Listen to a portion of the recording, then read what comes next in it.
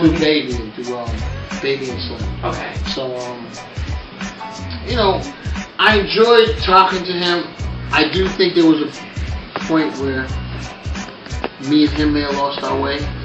Like, I think because I was always friends with Baby and Slim.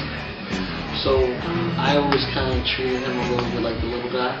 I see. And I think that I remember being in North Carolina and he was like, "Yeah, Chris, we're going to tell him how big I am out here, man."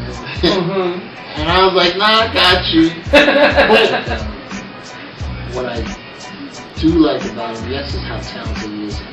I think though, as he started to become so big, there was something that I felt a little sorry for him, and not him per se, but I think, like me as a music fan, people as music fans put so much pressure on him to make us feel good, give us that music, but nobody said that this guy has to carry hip hop on his back. You know, we're making him, but I like him. LL Cool J is my most enjoyable interview ever, and you know, pause, but I'm like a groupie when I see him because he represents a time for me that I was like, wow. LL's my favorite person to interview every time. And he cannot make a bad record to me. I've never heard a bad LL record in my life. Drake, but Drake for a particular reason. He was on his way to Clue Show. Okay. But he came to the wrong building by accident. So I'm downstairs and I say, "Oh, like, yo, fam, what's up?" And so he said, "Nah." I was like, "No, that's definitely you hit the wrong building. But why don't you go down there and then come back with me after you're done?"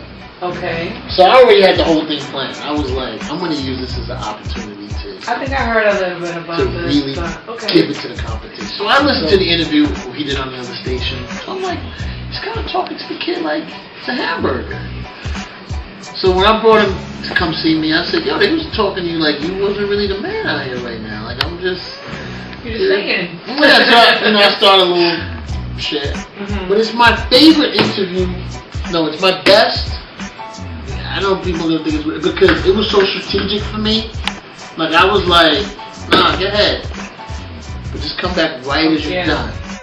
In the Bronx, I remember kids just saying, you know, Fred The Godson from his area. Sometimes mentioned it to me, and I'm like, "What was that?" I love how he's screaming the Bronx. I love his whole movement, his look and his demeanor and the way he comes across, and also his movement. Like it reminds me of he reminds me of when Biggie. I remember when Biggie was coming out of Brooklyn. Maybe when he just got with Puff or before he got with Puff, and I would meet kids in Brooklyn, and they'd be like, what was his name before that? It was Notorious Biggie Smalls. Yeah. Or Biggie Smalls. Biggie Smalls alone, yeah. And people used to be, "Yo, Biggie Smalls, Flex, Biggie Smalls, you got it." And you kind of go, well, then you hear something, you go, "Oh, all right." But it wasn't me listening to it. I heard K-Slate playing the record one night. Oh, okay. And I was like, this shit's hard. You know what it is, Funk Flex, you know how to get down, b.i.g style, Future iMag, you see it, you see what it is.